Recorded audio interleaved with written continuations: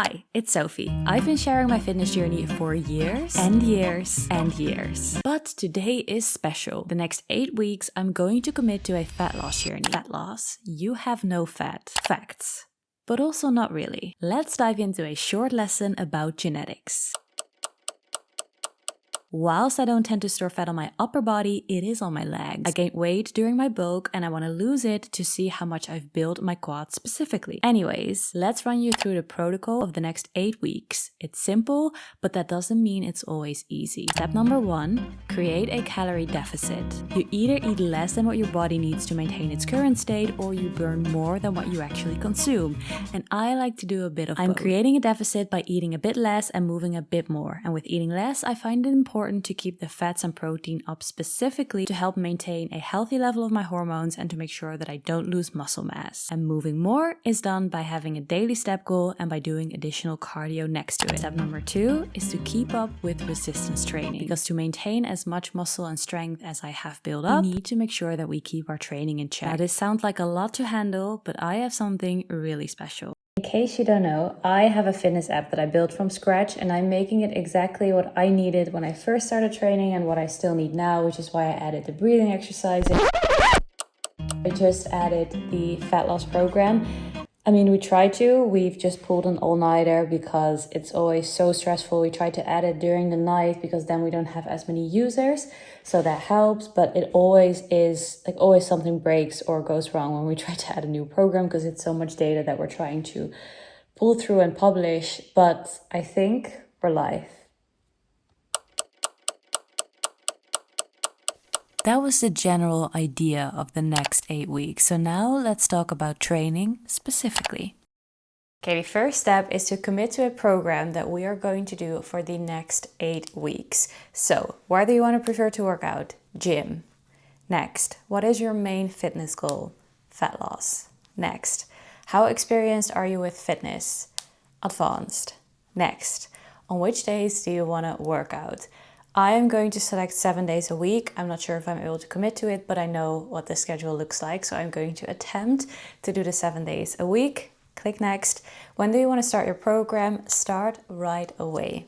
Next, it's going to load and we're ready. The program that I'm committing to has a few key components that I believe any successful shred program should entail. First one being daily movement.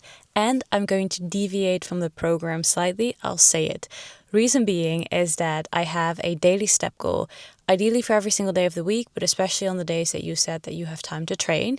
But what I'm doing is, instead of just doing steps, I am going to hit those steps doing easy runs or recovery runs sometimes, which is exactly what I'm doing today. So my easy runs or my recovery runs are zone 1-2 running, which means that it is a pace that I can comfortably keep a conversation at. So it's not super intense for me. It's also not super fun to do because it's not a really fast or extremely far run. It is a training run. It is actually essential if you in the future want to run faster for longer.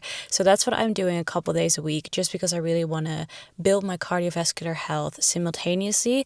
Obviously, I also still have my cardio sessions planned. They're part of the program, which is the second key component of any fat loss program. I do additional cardio, but to me, those sessions are a little bit more intense than the zone 1-2 running. And then the third key component of the program that I'm following for the next 8 weeks, the shred program, is the resistance training. So this is not in order from most to least important, because resistance training is key whenever you want to go on a fat loss journey.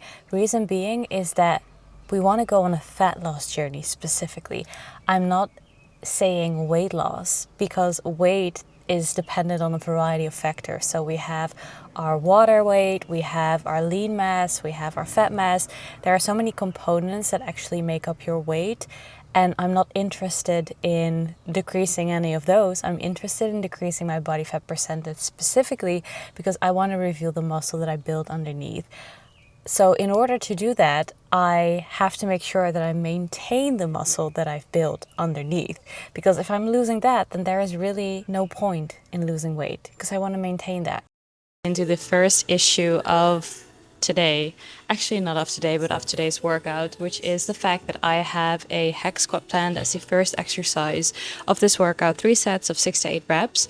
But I don't want to do the hex squat because it's in the open area of the gym, and I'm currently in the female only area of the gym, which I love, so I want to stay here.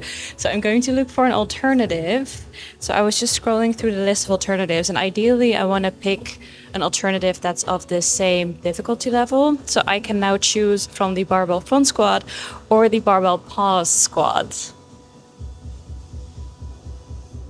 So I think I'm going to do the front squat. There we go. Kind of nervous, but we got this. I want to maintain as much muscle mass as I possibly can. So in order to do so, I want to make sure that I maintain my resistance training, that I keep up with my training. So today I'm actually doing a lower body session. It's the first workout of the 7-day advanced split, because the split will differ whenever you do a different number of trainings per week. That is because we want to accommodate for frequency and volume. So with the 7-day split, I'm doing a lower body workout first. With the front squat, you can do different type of grips. So the easiest would be the cross grip, which is where you have your hands crossed on your shoulder. You could also do this one, which is a little bit more safe because you can't really roll the bar forward. Front squat does have a bit of a learning curve from my own experience.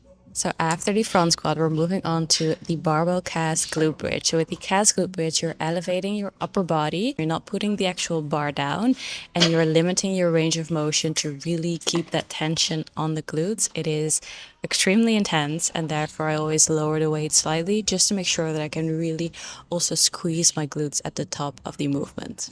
And we're doing 3 sets of 6 to 8 reps. Now, when you are doing resistance training in a fat loss phase, don't be super focused on making progress.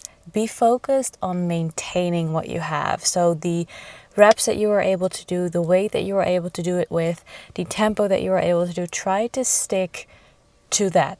If you can do that during this fat loss journey, that is great, because it's not our main focus to make progress and to build lean tissue now, because we're focused on something else and we're in a deficit, so we need to be patient with ourselves.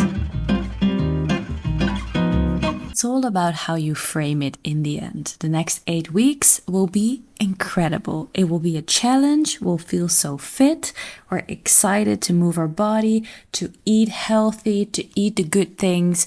That being said, I didn't even talk about the food necessarily. And you know what? I'll do that in one of my upcoming videos.